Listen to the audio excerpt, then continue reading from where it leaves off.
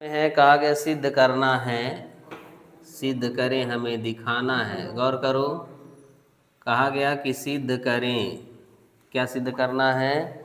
Integration दिया है -π/2 से लेकर के π/2 और दिया गया है x sin x dx।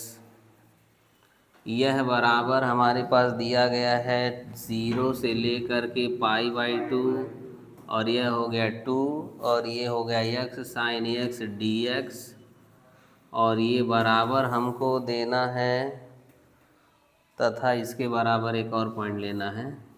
तथा कहा गया कि आप ले लें -π/2 से लेकर के π/2 और दे दिया x cos x dx बराबर 0।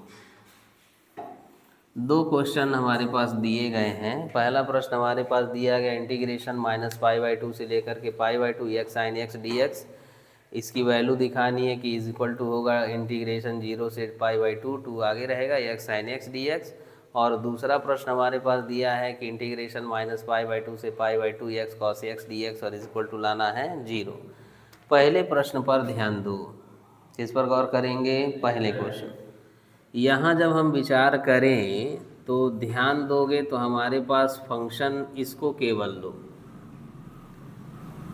किसको लिया जाए? केवल इसे लीजिए।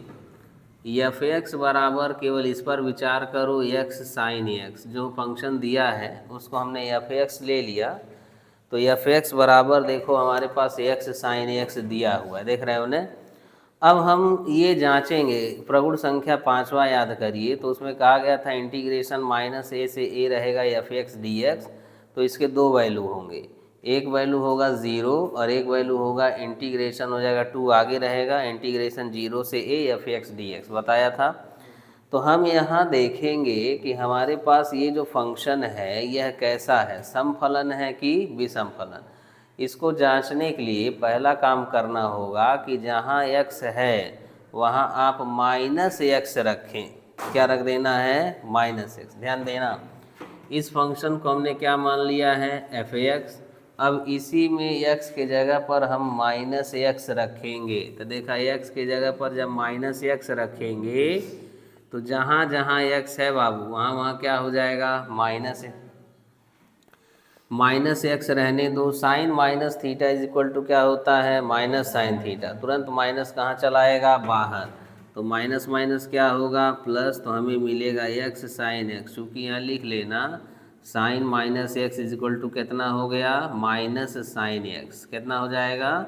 तो ये बाहर आ जाएगा, तो ये माइनस आया, ये माइनस आया, माइनस माइनस मिल करके प्लस, ये हो गया f माइनस एक्स के इज इक्वल टू में आया। इसका मतलब है कि ये जो हमारे पास फंक्शन है यह एक हमारा समफलन है। तो दिख रहा है f minus x is equal to f x, कोई बदलाव नहीं हुआ, दिख रहा है। तो जब कोई बदलाव नहीं होता है तब इसको कहते हैं कि यह समफलन है। कैसा है? अब यदि आगे माइनस आ जाता तब यही कहलाता विषम फलन। तो ये समफलन है। तो अब हम जब देखेंगे तो हमारे पास जो क्वेश्चन दिया हुआ है पहला वाला, इंटीग्रेशन है -π/2 से लेकर के कहाँ तक है? π/2 x sin x dx दिख रहा है। तो कहेंगे एफ एक्स का एक कैसा फलन है? समफलन है। कैसा फलन है? इसलिए हम कह देंगे कि f -π/2 से लेकर के π/2 x sin x dx यह बराबर हो जाएगा 2, 0 से लेकर के π/2 x sin x dx हो जाएगा। क्यों हो जाएगा? क्योंकि ये प्रगुण है। इसको प्रूव करने की आवश्यकता आपको नहीं है, क्योंकि आपने पहले ही प्रगुण प्रूव कर लिया है। तो सीधा सीधा केवल यही लिख देंगे कि इसकी वैल्यू इसके बराबर हो जाएगी, कर ले जाओगे।